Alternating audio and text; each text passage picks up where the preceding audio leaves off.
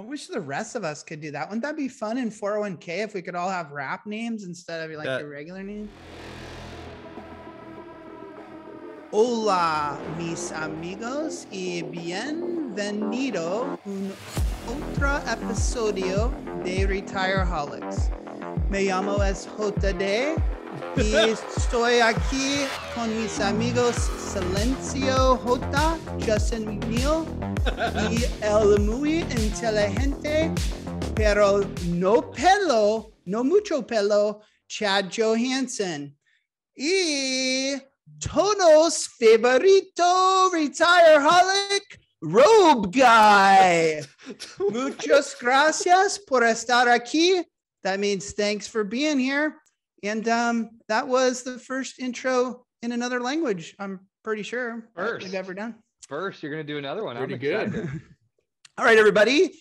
It's that time of the show. We're getting right to it, where you're going to rate Justin on a 0 to 10 how he introduces our guests. He's been a rock star as of recently. And so, Justin, no pressure. I mean, lots of pressure. I hope you fuck up. Take it away. Sabes, Hede, ojalá tuviera mucho que comparte. And I'm not going to do it. What the hell? Nice. How did you just do that? Copy, paste, Google Translate, bro. Great. Anyways, so, I wish I had a lot to tell you. In an effort to not lie to our faithful audience for once, I tried to find some fun, loving, and truthful facts about today's guest. Spent hours upon hours and lots of your money scouring the depths of the dark web when I should have been focused on selling plants. I even called the lovely Carrie Oman for some dirt, and she's still ghosting me. That bitch. Did she? Yep.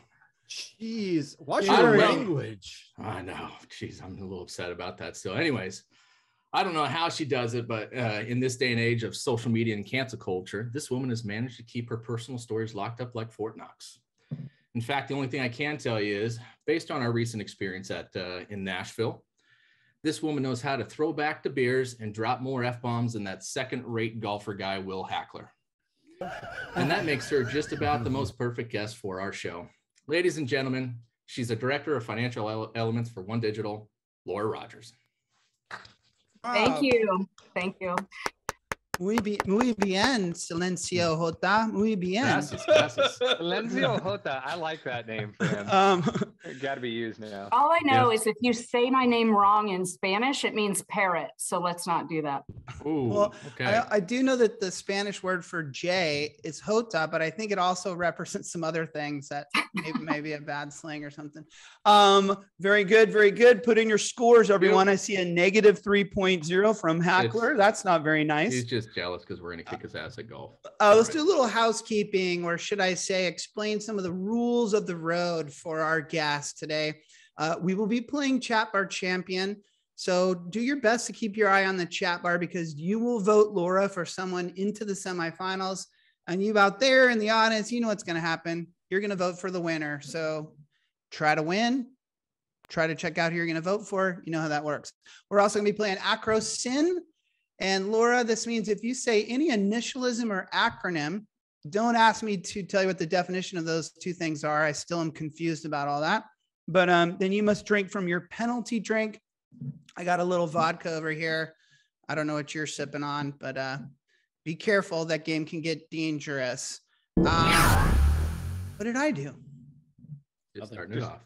I was just showing her what to Oh, look for. okay. Scared me. I'm like, damn it. Let's get right into it. Those are the games we're playing. Let's go to headlines. Brandon, headlines, please.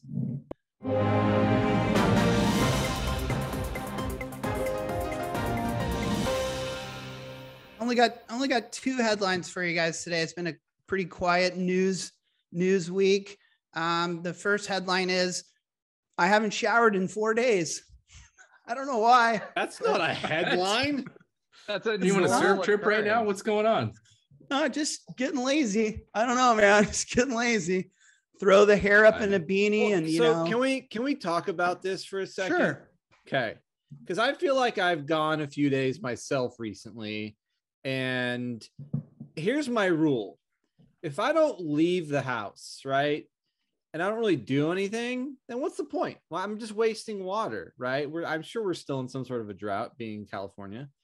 But what do you think there? Do you, like, if you go in public, if you go anywhere, if it's go for a walk or go to the store, is it like a requirement that you take a shower, or just as long as like, because I know we're all like the germs Maybe and all that. not like, how many days do you let that go for? Like, definitely not 4. If it was like every other day, I could see that. Think, but yeah, I you're think going shedding like skin, you're sweating throughout the day. This is gross. I would shedding argue, skin. What are you talking about? Yeah, your Mark- body does that, man. Mark, I would argue that I feel gross right now. Like, Okay. I'm not so certain. I probably haven't used the speed stick as much as I should. And my hair is an absolute, mess. There's knots in it. Does it get itchy? Do you get itchy? I'm always a little itchy. Yeah, sure. I've seen JD in some really compromised positions after not showering for 4 or 5 days with sand all through his hair and seaweed all over him. Like, this is good. This 4 days is a really good 4 days for you, JD. You look great. There's a shower here at the office. Honest now. opinion. Ready, go. Don't forget. There's a filter on, Chad. Oh, that's true. He does have a filter on. Is it the shower filter? Right. It's the anti-pink skin filter. All right, let's go to next headlines beyond not showering. Everybody's favorite podcast, the Nevin and Fred, Fresh and Best Perspectives. Sounds a little bit like a Subway sandwich headline, but or tagline, but it's good. Has come out with their newest episode number 8. And I think Webby threw a link to it up in the top of that chat bar. They talked about several things. They're kind of pontificating on what might be a big deal and what might not be a big deal in our industry. And I was listening to it while running on the treadmill, my little Peloton treadmill. Wait, you've been working out and you're not showering? Oh, you're disgusting. That's true. Now it's gross. Yeah. Yeah. It adds to it. It adds to the fun. Pretty sleazy. Yeah. And they also had great thoughts about all kinds of stuff. And I think they're getting really good at what they're doing, by the way. I love the banter between the two of them. There's a lot of good comedic relief in episode number 8 and some great insights, except for they bummed me out. They got to the end. I know Nevin's here, but I'm not holding back here. They talked about Peps. That's one. Wow, it's been a while since he's gone on a rant about these. Well, they talked about pooled employer plans in the end, and to be fair, I heard Nevin say, "Hey, there's nothing that a pooled employer plan can do that a standalone plan can't." So I bless you, Mark. So I appreciated that. I also heard Fred give a really cool insight, which I will share, which is he goes, "Hey, if I'm an advisor and I'm looking for pooled employer plans that I want to partner with, I want to go out and vet out and find the ones that will allow me to do my job as an advisor in the way that I want to do it." And I thought that was a very smart insight. Being the anti-pooled employer plan guy myself, I just don't think there's a whole bunch of those out there. And then a lot of them are trying to minimize that role. But what pissed me off about Fred and Evan is the takeaway from it is they seemed like pooled employer plan advocates. They were very positive. They're very like, oh, this is going to close the coverage gap. They're like, oh, this is a new thing. It landed on their list of things that will be a big deal and they were fans of. And I say, shame on you, Fred. Shame on you, Nevin. You're propagating. Is that a word? Mark, you're propagating. Look it up. You're giving fuel to the fire of this thing that I think is taking our industry in the wrong direction. And people look up to you guys, damn it. And I don't think you should be doing that. It made me sad. I'm moving on. No, you can't move on from that because you have to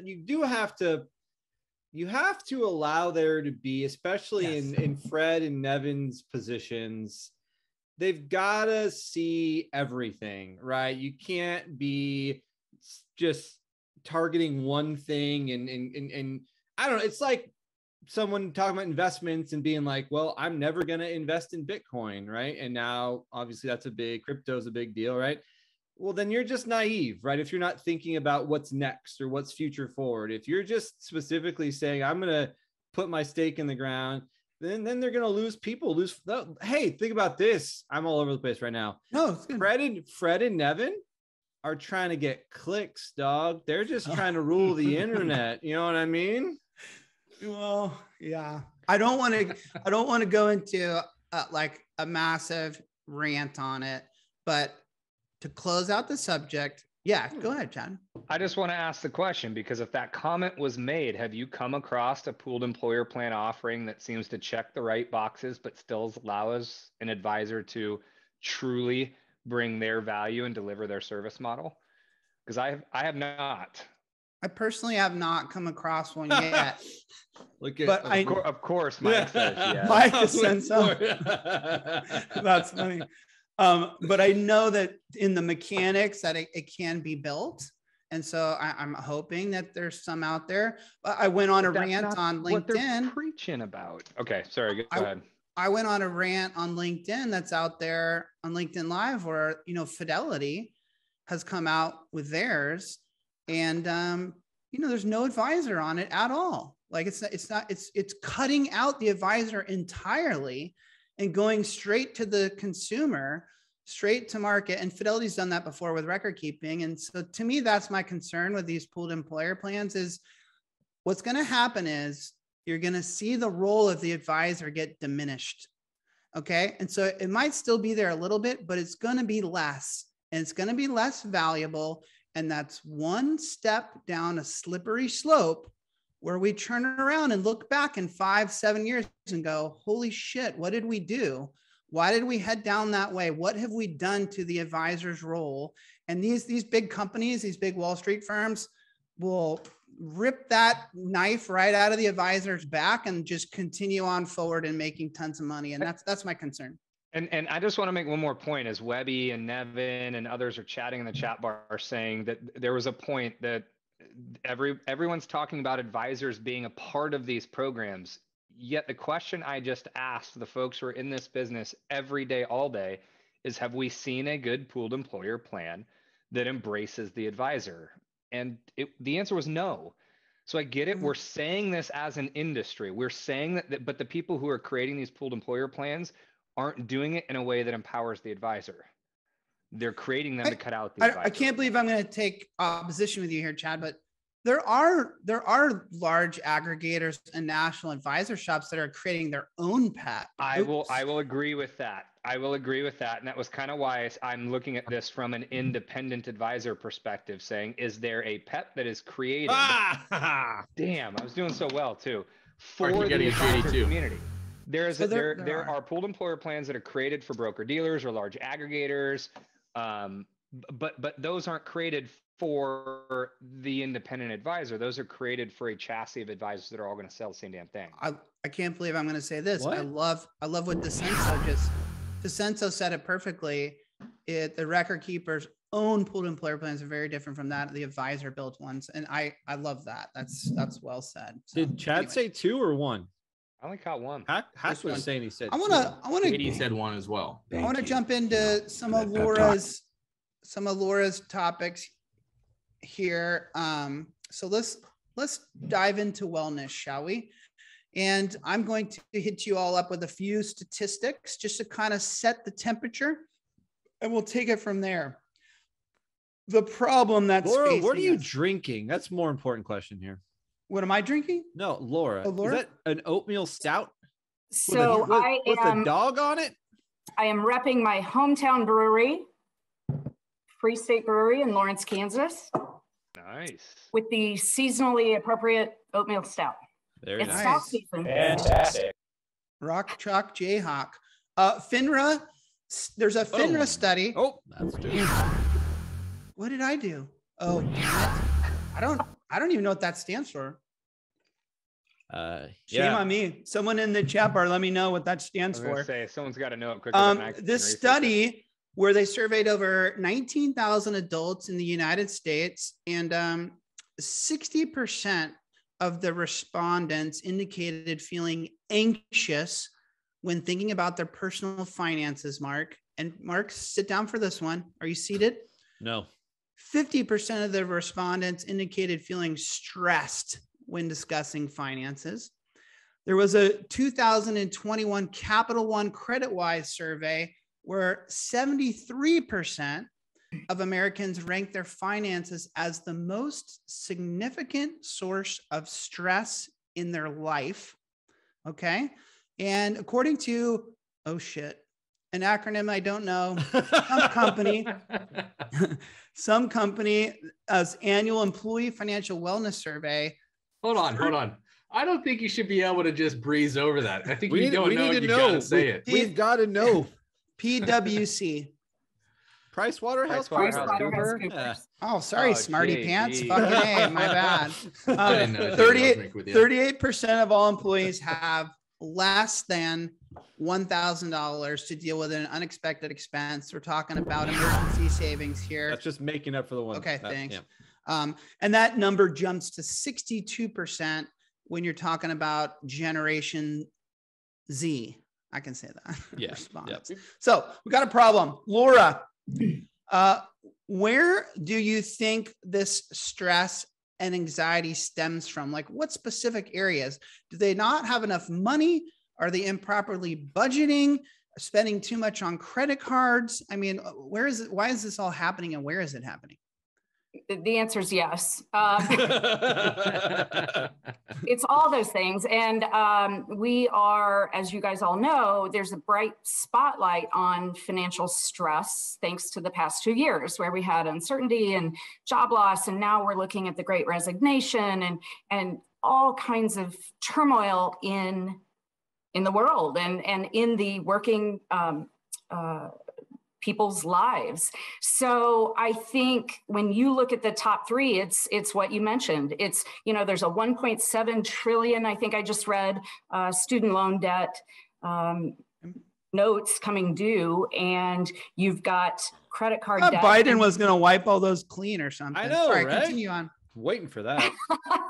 And credit cards, and just, I think, day-to-day life. So you're exactly right. People aren't prepared for emergencies. People aren't prepared for, I've seen different numbers about, can't survive a $400 emergency, which is just a tire that needs to be replaced or whatever. Right. So I'm gonna drink for this. It's because hold on. YOLO. You only live once. Well, let me ask you, Mark. I think the way we describe this in the industry is we say, and I hope this isn't offensive to the general population, but we have low financial literacy, right? Like we're not crushing it when it comes to financial literacy. True. So Mark, as you represent the regular folk, we always say, where's your financial literacy on a scale of 0 to 10? Do you budget well? Do you save well? Do you not abuse your credit cards? In the words of Dave Chappelle, I plead the fifth.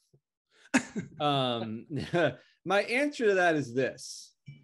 I've always been somebody who pays attention to money and saves, again, based on just my childhood and my dad being like, you want money, you got to work for it. And I saved, if I wanted a car, I had to buy one myself. So like, I think I just generally taught myself budgeting at a young age, and whatever I made, I barely spent. I put most of it away. And but here's my thought to all that is I get the fact that people are stressed about it because money is just that. There's too many people that live in a fantasy world and want to be an Instagram influencer and see people doing these things that they want to do. And I hate to say it, but like, that's their own fault, man. Like you need to know. I take personal offense to that. I know. A plus B equals C. Like you can't just be like, you got to know how much you make and how much you can spend. It's pretty simple math if you really boil it down. If you make $50,000 a year, you got to be able to figure that out. I just don't think it's rocket science. So the fact that people are stressed about it is because life happens. Shit does come up that you don't anticipate and you don't expect. So that's just part of life. Thanks for your thoughts, Dave. Thanks for your thoughts, Dave Ramsey. Very much appreciated. But apparently people are struggling with this. And I think I know the answer to this. It's a bit of an underhand softball to Laura, but if we're going to fix this problem, and we're going to reduce this stress, this anxiety, and we're going to help these people with financial literacy. I'm assuming you think the workplace is the right place to do it. It's the most logical delivery place for these wellness solutions. Is that how you feel, or is there an alternative or a combination of two things? Like, how do we fix this problem? Yeah, no, great thoughts. And so as an employer, we have three things working in our favor here to help people, right? We have access, we have data, and we have trust. And with those three things, I feel like, and the data supports, we have a responsibility almost. And there's certainly an expectation on the part of the working people that my employer should help me with this. So not only do they need it, not only do they want it, as the data supports, but they sort of expect the employer to help them with this. There's two types of people in a retirement plan: people that have enough money to get the good stuff and people that don't. And the people that don't are the majority. So we do have an opportunity and frankly a responsibility, I think, to help people. And you mentioned literacy, and we talk about wellness. It's one silo of 4 or 5 different pieces, right? There's got to be literacy. There's got to be wellness. What happened? You say, Mark? Who said something? Did she say something? Nope. That wasn't trying to interrupt. That was just Justin in the chat bar. You got to be careful, buddy. Well, I can't multitask. I can't read that and talk. So there's literacy, there's wellness, meeting people where they are, getting them healthy, and then offering them more, advanced or complex needs as their situation in life sort of evolves, right? So we've got to get the literacy piece, we've got to meet them where they are, and then we've got to advance the ball with them, whether it's get them in the retirement plan, estate plan, whatever it might be. To TB Devil Ray in the comments, it's hard for me to read that entire paragraph that you wrote, that novel, but fuck fidelity. You can't play on both sides of the street. You can't sell bundled direct, cut out the advisor record keeping services. You can't create a pooled employer plan that goes direct to market and cuts out advisors, and then create other products and claim that you actually help advisors. I say fuck that. I want to back you up, Laura, on there was a study, damn it, Employee Benefits Research Institute, I'm guessing, survey that found that 7 in 10 employees say that they need help from their employer to be financially secure. Mark, you tend to go anti on employers. You want to know what that really means? Do you want to know what that means? Read between the lines. That's just people saying, pay me more. That's all it's saying. All right, let me position to chat. Let me position to chat. Clearly 7 out of 10 are saying, I do need my employer's help. Are you comfortable with that? Or is that an employer sticking their nose in too deep? No, and I think I've said from the beginning, as wellness has started to take off, I believe that all financial services, but I think it's going to end up going beyond that, are going to be offered through the employers that we're all working for in the future. I think at some point you go to get a mortgage loan, it's likely going to be through a connection at the workplace. I think you need to go buy a new car. I think you're probably going to go through some resource at work to get connected to those folks. I do believe that it is a marketplace, for lack of a better term, for all financial services to reach independent people. Laura said the word trust I'd never thought about before. That there's a level of trust there. So the employees trust their employer to make the right decisions. And maybe that's what the world will look like in the future. Your employer will really vet out these solutions and save the employees the time, the energy, and the stress to figure where to go for this type of help. I mean, what's the alternative? In terms of wellness and learning this stuff, the only alternative is they go figure it out by themselves, and clearly they don't. Down by the river. We all know that they won't take action, JD. I mean, it's been proven over many, many years that if they're left to their own demise, they won't go out and take action. If something is pushed in front of them in the workplace, what is the statistic? People are 15% or 15 times more likely to participate in a work-sponsored retirement plan than they are to save in their own individual retirement account. Laura, Well, we're gonna it just shows. go ahead, Take Laura. action. And not only that, you've got incentive on the employer part because financial wellness is physical health and mental health. So you've got improved rates of savings, you've got reduced illness, reduced downtime, increased productivity. So there should be incentive on the part of the employer to help people with financial wellness.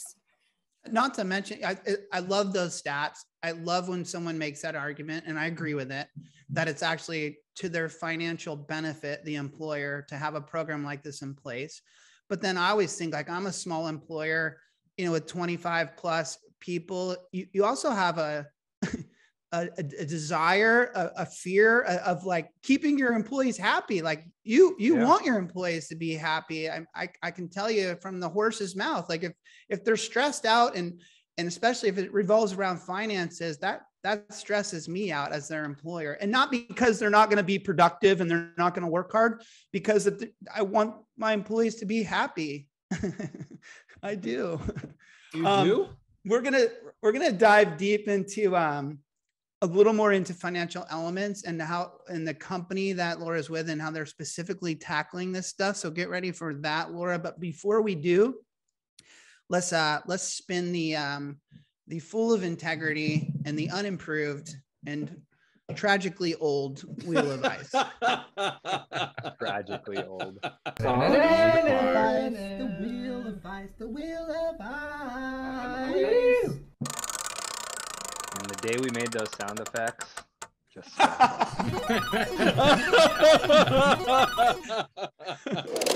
9 out of 10 weeks. I totally thought it was gonna land on Mark. Thank you. Much better. Yes. Bravo, Brandon. Yeah. Oh, I like that. I like that safe call too. You guys gave me so Cheers, much guys. shit for giving Brandon shit last week. Well, and look what happens. Wouldn't it be funny if Brandon and I had now rigged the wheel to just hit Chad every time for like the next year? That would be funny. It would be. It would be really funny. Brandon, I want to do a quick Well little done. bit. I'm going to call this Drunk Retireholics History.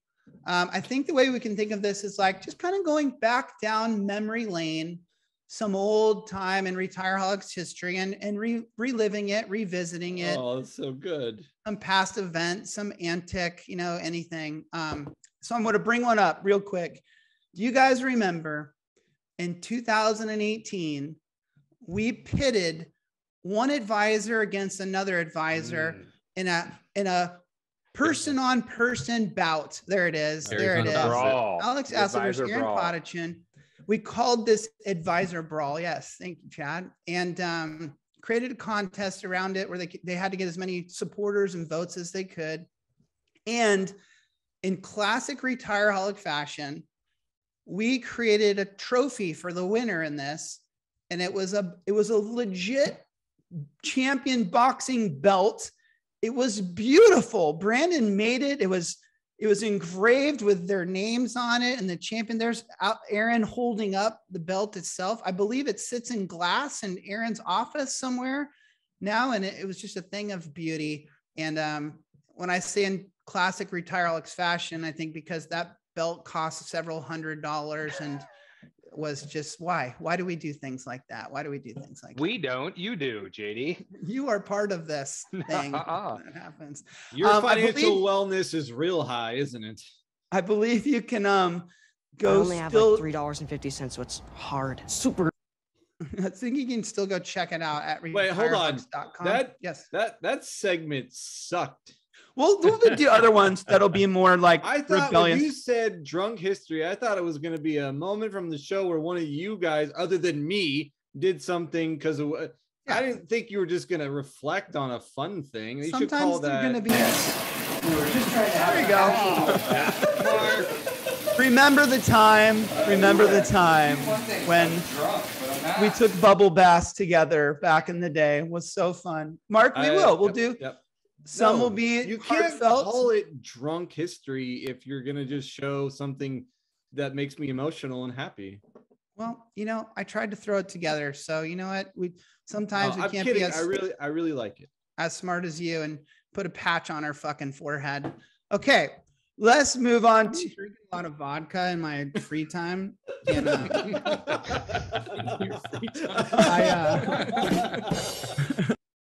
Laura, give us a quick overview, or the audience, financial elements. We were first exposed to it when we did a live show for what was Resources back then, now part of OneDigital.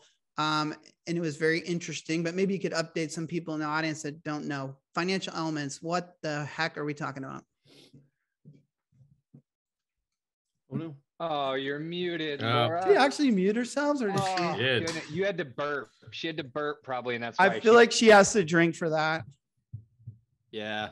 We get a vote. Are you there, Laura? Can you speak? No, we can't hear you. No. Never had this happen. This is fun.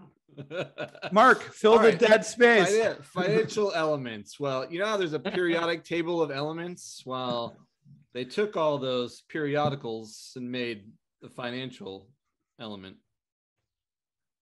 Okay. Oh, she's got nothing. And now Brandon drives an element.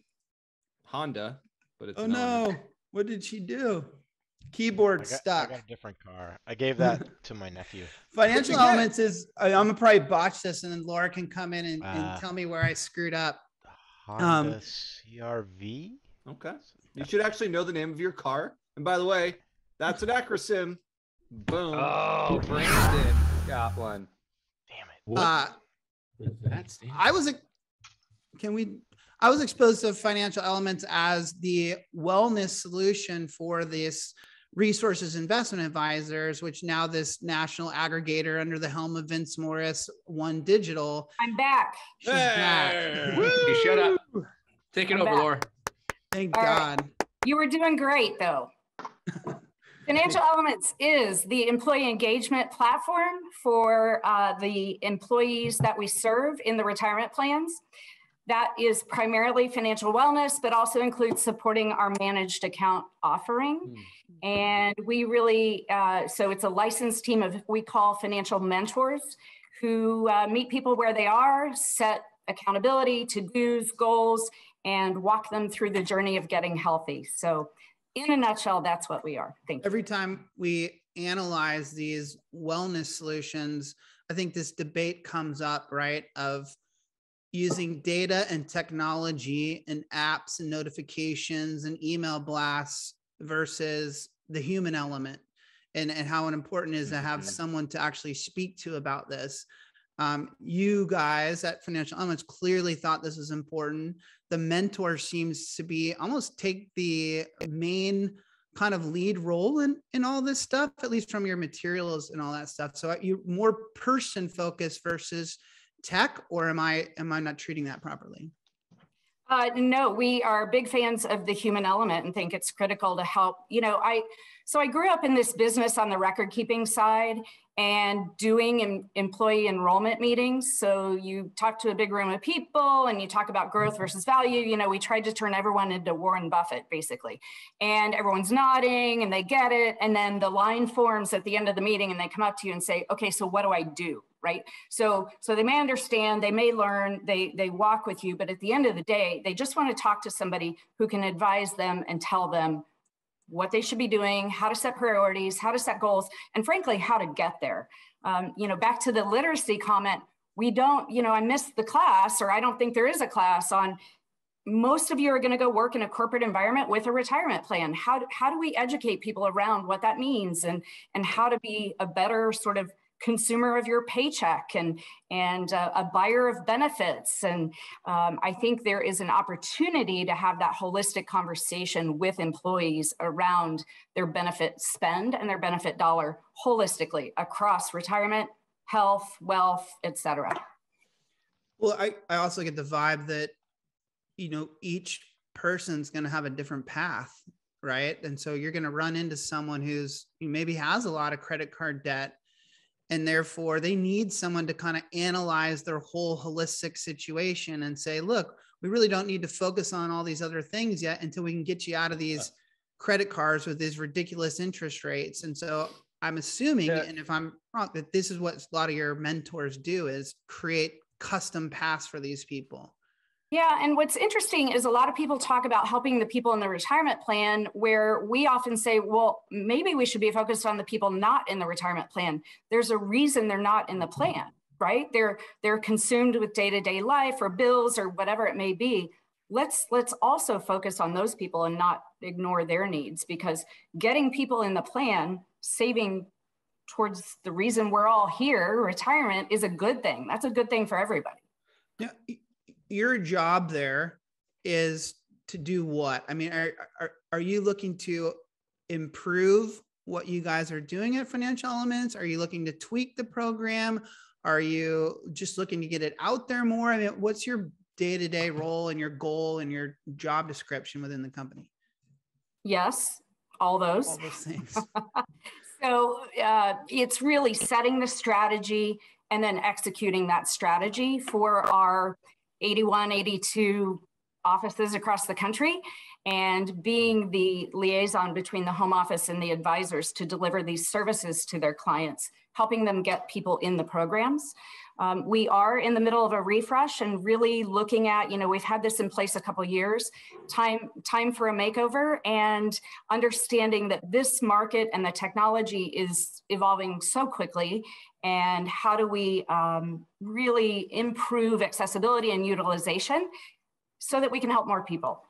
Is Financial Elements only available to OneDigital advisors, or is it, or clients? Is it just within under your own roof?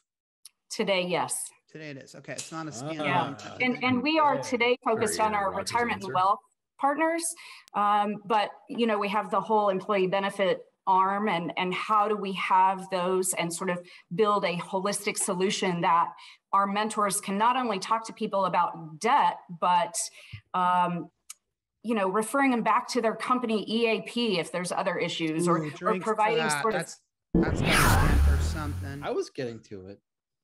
Oh, that wasn't a mic drop. That was a drink, wasn't it? It was a drink. JD, let me make one comment that came up when we were there in LA, and I think that this point was hit home well during that show, and I want to make it known here. We had Brandon on the stage, I believe, at the time, and he had said something that stuck with me, which was the technology is great and the human involvement is great, but what really makes a difference in getting people to take action was the accountability to him. And we questioned him a little bit on that. And he said, look, if I tell you I'm going to call you in a week to check in on you and make sure that you did what I told you needed to do, he goes, the response I get more than half the time when I call that person is, oh, Brandon, I'm sorry, man, I got busy and I didn't get it done. I didn't roll my individual retirement account over, or I didn't go change this in my beneficiary form. And that accountability to the mentor was something that I believe is very different that we should all be learning from. It's the personal relationship that people are taking action for. They know they need to do this shit, but then when Brandon tells them they need to do it and Brandon calls back because he cares and checks up on them, that's when they do it. They set a goal. That's something that the technology is not going to accomplish. They set a goal and follow up. That's actually a great segue, because I wanted to ask her, but as much as we love this human element, you said data earlier. I mean, I'm sure tech is a focus of yours. The whole system you built right now, is it sitting on, and is this public knowledge? Is it sitting on like Questus? Is Questus the ones that helped you guys kind of set up the layout? Yes, for the wellness. They're the tech behind our wellness offering. Even a big firm that does a lot of this and customizes it for different groups. How important to you as you're leading this is the data and the tech side, and why? It's a great question. And I think the data and the tech help us be more efficient and smart about our delivery and accessibility and frankly, our reach. This is, you have to be efficient and scalable in your delivery, and data and tech are how you get there. And not only that, but people want personal relevant information. They don't want generic messaging. So the more we can harness the data we have and the technology to message people about them, the better our utilization, accessibility, and relationship building, frankly. Do you track I think a lot of the gripe we've had too in the past, Mark's really come around to wellness. He used to hoe and hum and get all upset when we talked about wellness. And one of the reasons why he used to do that, and he always gets mad when I bring this up, is it was adoption rates. Like I think when we were really digging into this stuff the last few years, we'd ask people about adoption rates. They were very poor. And so it was like, okay, everyone's all excited about these programs, but no one's really getting their teeth into it and making it actually happen. You have to look at these numbers being the position that you're in. So how do you feel about your guys' adoption rates? What does it look like? And be honest with us. Sure. Well, I will say that, first of all, we have better than industry average on our utilization. I also Is that saying much? I don't know. The industry average is so low. That was smooth though. That was like a real CEO. Oh, damn it. Check swing? No. No, you got you two, All right. 2.5. I heard all 3 letters. So we do have better than low industry utilization, but I think what? Oh, you're nope, good. Keep going. Yep. You're just making my score count is accurate. I'm distracted by shiny objects. So what I think that's a little bit of a symptom of, and I think you have to look at it, but it is a symptom or a function of being early in our life stage in this offering. So think about when retirement plans began, and maybe I'm the only person that remembers that, but everyone was focused on participation rates. Well, retirement plans have evolved so much that we talk about all kinds of other meaningful metrics.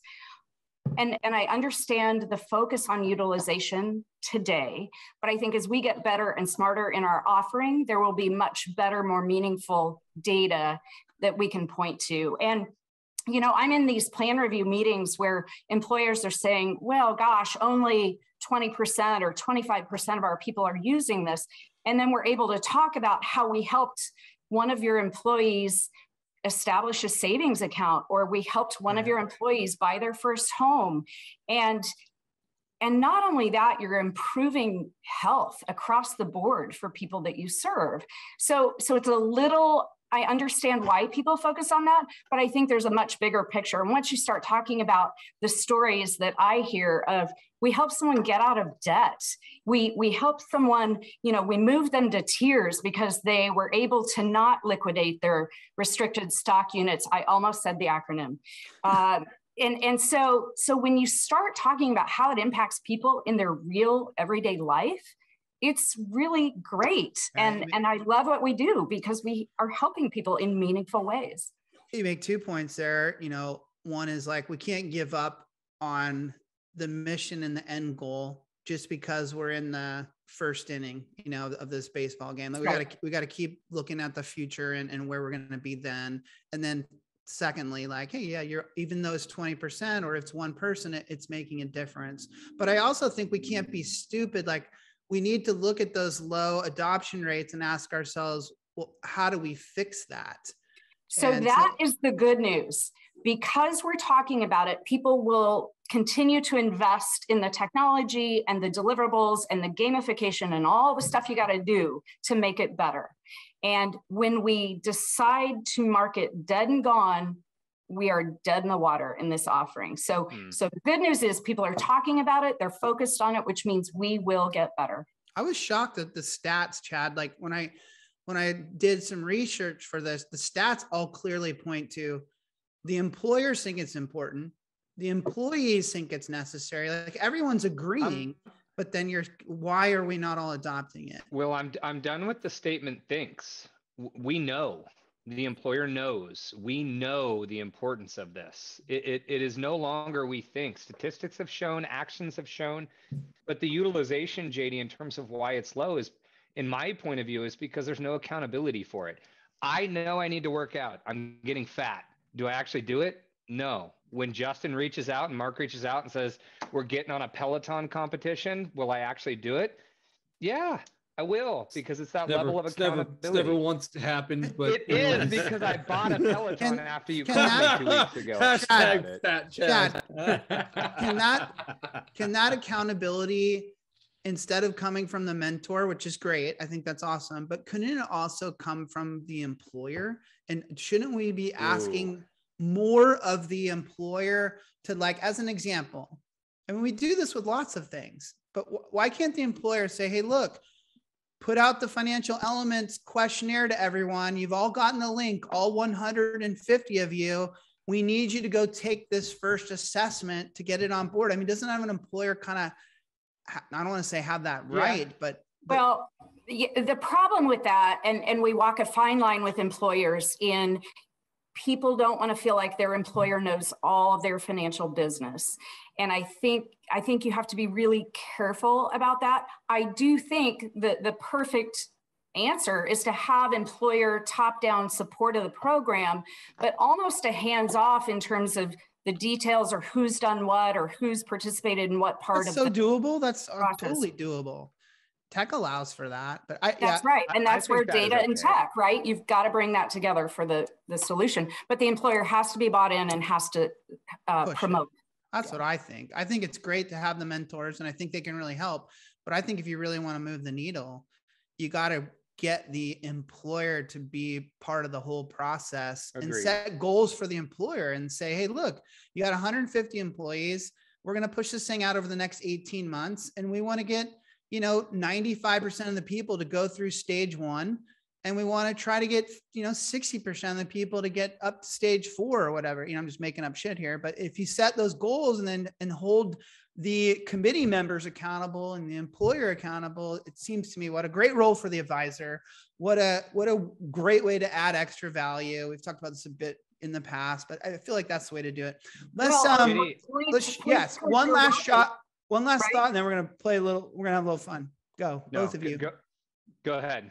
Go ahead, Laura. Oh, I was just saying things like points towards your wellness. Like you get points if you run a race or sign up for whatever, if who was that? Again, that convergence between the health and wealth and really marrying the benefits, because financial health is physical health, is mental health. The question that I wanted to ask is, we're talking about the employer taking some responsibility in this. Do we have proper statistics yet to show action of people utilizing these services and maybe what some real return on investment is? That's a check swing for those business owners. Like, are they seeing people happier, better output and work? Are they seeing people stick around longer? How can you gauge that? How can you even? That's what I'm asking, Mark. Yeah. I'm wondering if we figured out that way yet. No. I think survey the employees. Are you happier? I think that we, as JD mentioned, we're in inning 1 or 2, and we've got to continue to build the program and have some patience with the program before we can begin to look at things like, are you happier at work? Are you more productive? I think we should get there, and I think we should get there quickly, but we've got to give these programs some time. We help people all the time get out of debt, and the most recent case we were looking at, it was a 1.5-year journey that our very own Brandon walked with an employee to get them out of debt. So they just take some time, but we've got to be working towards the data and the tech to get those metrics that beyond utilization. Yeah, well, I'm kind of with Jeremy, like we put a man on the moon. So you figure we could figure this out, but we need everyone involved. We need everyone pushing. Doug Delzell, the Tannis Man Alive, said earlier that we're talking about health and wealth convergence and retirement convergence. It's a real thing. It's not just a concept anymore. I'm seeing it day in and day out, and that's going to help us get to the spot too when all these things converge. I guess I should have said headlines. Jeannie Fisher was out there today with an article by Fred Barnstein talking about renaming the advisor from a retirement plan advisor to something that's more all-encompassing and focused on full benefits. So clearly the industry is moving in this direction. Should help. Thank you, Jeremy. Financial benefits advisor. I like that. Chad, what's everybody's favorite game? Mark's game. It's the you know what they say game. That's what Brennan. Brennan, can we? Thank you. Shame on you, JD. Okay. Guess we'll do this. Dad's Nuggies. That is a fun game. Laura, are you familiar with this game? I feel like I want to plead the fifth on that answer. Okay. Well, nobody ever says yes immediately, so I get it. The game is fairly simple. I have a series of questions. You either think that it's lame or you're game. Thus the name, the Lame or Game game. Make sense? And I will always ask you first for your answer. And if we have time, then I'll ask the other guys for their answer. So without further ado, question number 1. Lame or game, the Elf on the Shelf. Lame. Okay. Why, Laura? What do you have against elves? Excuse me, JD. This is not your game. You do not ask for follow-up questions. Sorry, Laura, sire. do you have anything to add to that? On why? Sure, you don't have to. But now that JD's put it out there, I have to ask. Unnecessary pressure at a time of the year when there's already plenty of pressure. All right. Deep. I really, really like the way you were able to say that in such an eloquent fashion. Chad, lame or game? Lame. JD. Fuck elves. That's not the question. I don't do it at my house. I'm saying lame. So now that's my follow-up here. Is Yeah, like regardless of if you have it or not, just do you think in general that concept or that little stupid thing is lame or game? Can I ask again? What's the concept that you're tricking the kids to think like that the elf's moving around somehow? It comes to life at night. Yeah. By the way, people, if your kids are nearby, just mute us or something. No one brings their kids to retire holics. No, but the thing that gets me are these people that do these, they set them up overnight and they're like, oh, look at the elves, spilt a bunch of cookies all over the counter, and they post it on Instagram. Okay, I'm sorry. I'm gonna redo. I'm gonna say game because I love the magic of Christmas and children.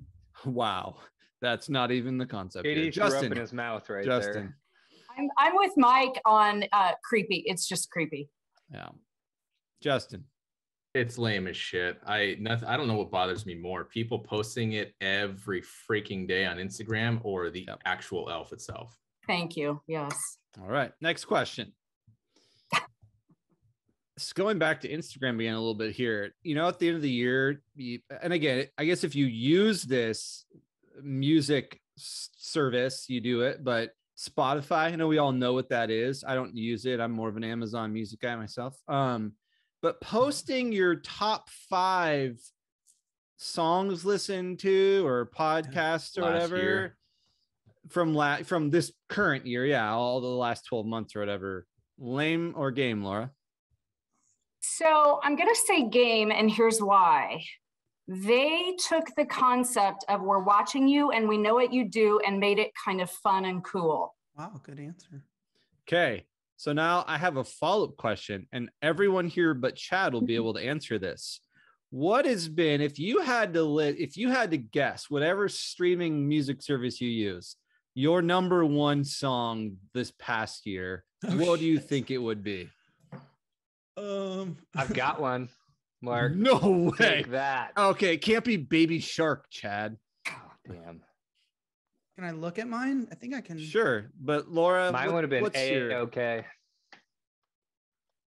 I'm pretty sure that's an acronym, but your number 1 song that you probably listened to more than anything over this past year.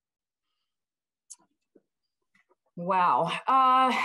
If you want to come back, we can come back to it. Don't worry. No pressure. Come back to me. All right. JD, first question, lame or game on posting your list, your top 5, like we're back in the MySpace days.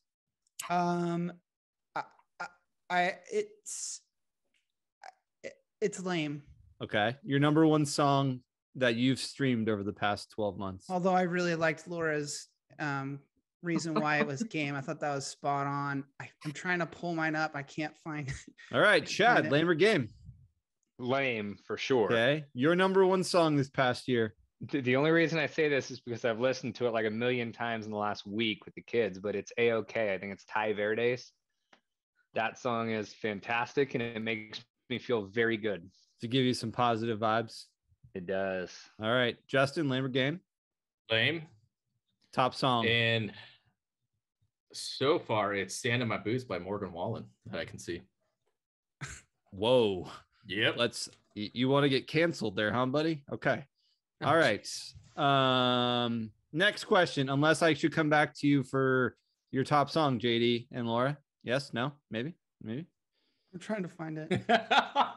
Well, Greg, while he's looking, I'll go. I'm on a red dirt kick right now, red dirt country, and there's a band out of Tulsa, Oklahoma called the Turnpike Troubadours that have been on hiatus for 2 years, and they're back. And I've been listening to them a lot. Wait, that's a specific genre of country? Yes. What's okay? Don't ask me the difference. It's not twangy country. Got it. It's more bluesy country. Yeah. I think I share my Spotify with my son, but mine is Rap Star by Polo G. Nice.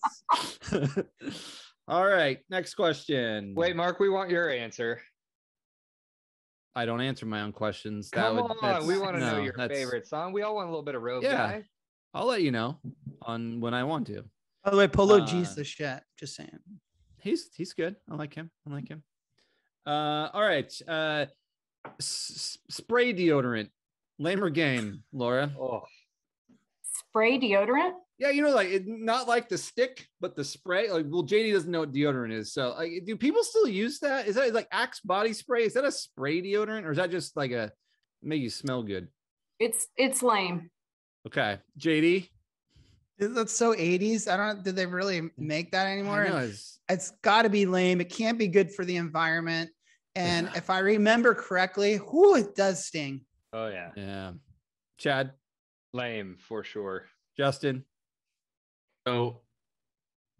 Axe.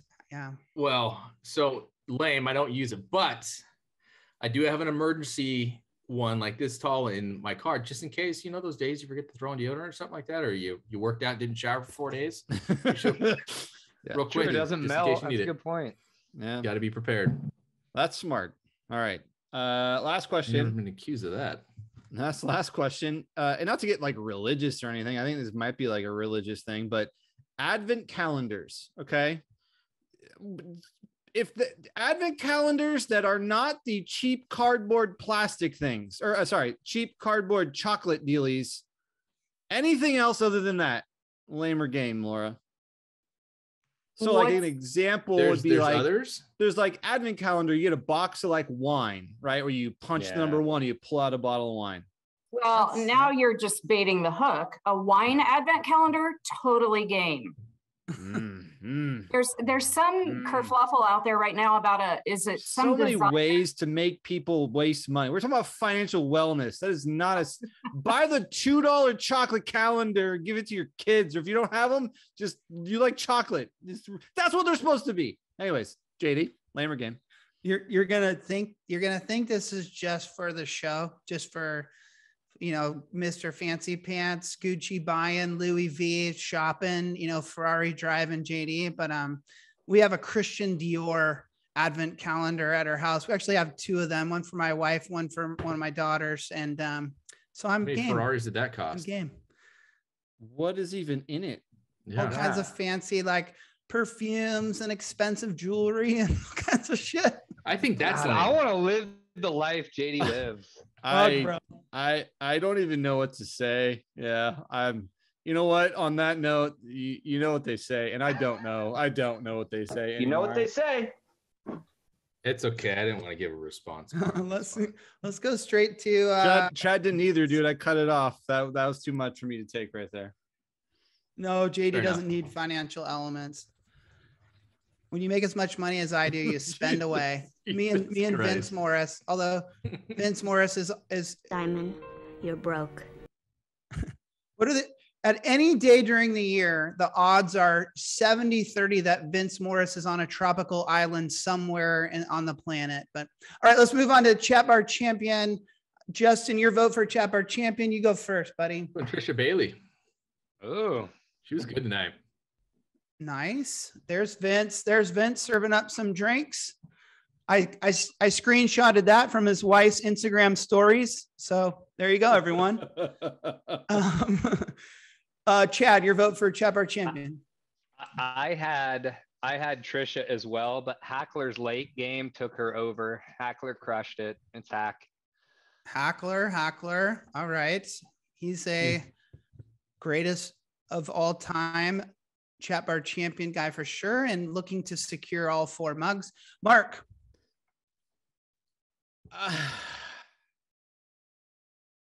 feel like early on, I was a little bit obsessed with Devil Ray, and I don't want to say the letters because that's probably an acronym. Tampa Bay Devil Ray. Doing good? That was one comment, and then MIA after that. I know. It took off.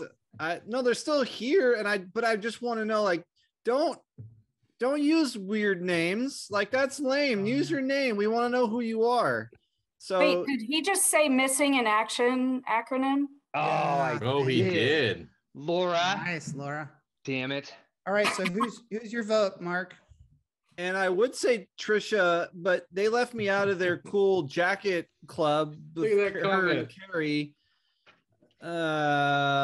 Jesus. I'm gonna go with Alfonso. He was a good second runner-up. Alfonso had a point on my board too. Laura, your vote for Chat Bar Champion. Oh, come on. It's obvious, right? Don't say Carrie. Carrie. You can't vote You Carrie. can do whatever the fuck Carrie she did wants, not Chat. have a great night. You I can't gotta be a go girl homer. gang. Trisha's my new best friend, although it is Carrie's fault that I'm here. So which one is it, Trisha? It's Trisha. Trisha. All right. Well, I'll throw Carrie into the mix, even though she's never gonna win. We'll throw her in there. Carrie, I love you. I was gonna throw Nevin in, but Nevin MIA'd. I'll drink for that. Mm-hmm.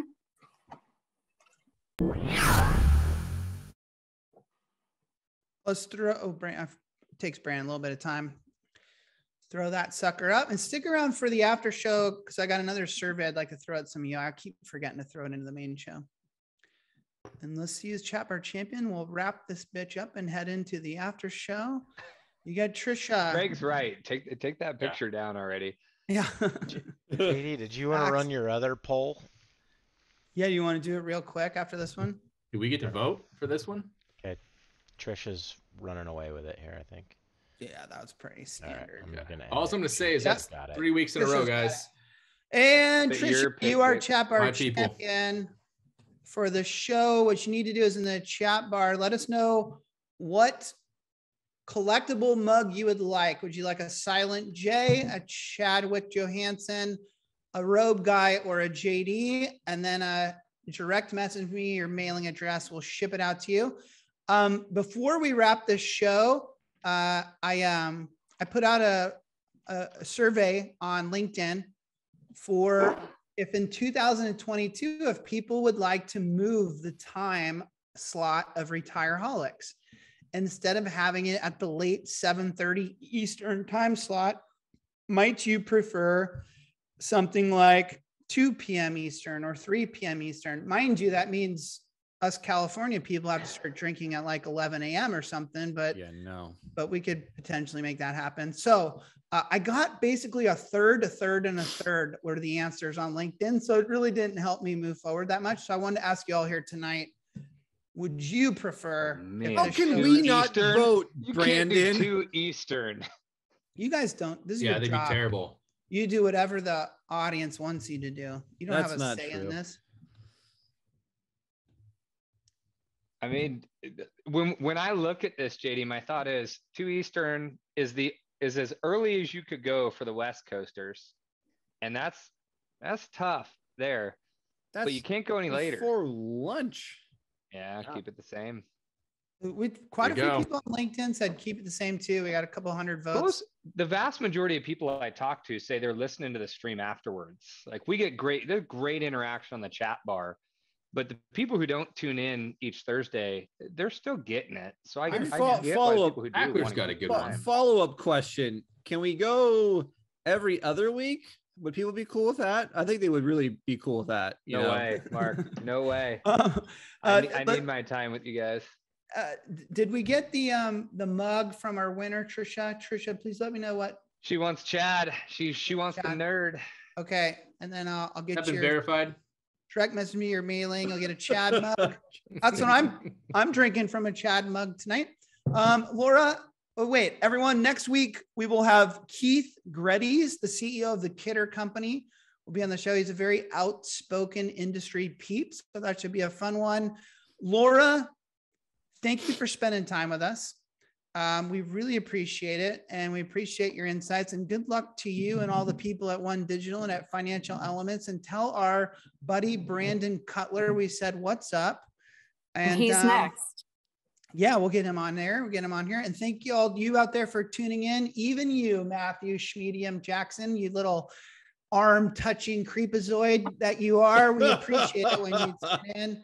And we're going to do a little after show for about 20, 30 minutes. Laura, if you'd like to join us, that'd be great. If you don't, then we're just going to talk a bunch of shit about you. At some of the common examples of sexual harassment in a workplace. I got nowhere to go. Matthew, you should check that video out. Okay. Thanks, everybody. We'll see you next time. Thank you. Night, Jade. I wanna be a billionaire so fucking bad. Oh, unedited version.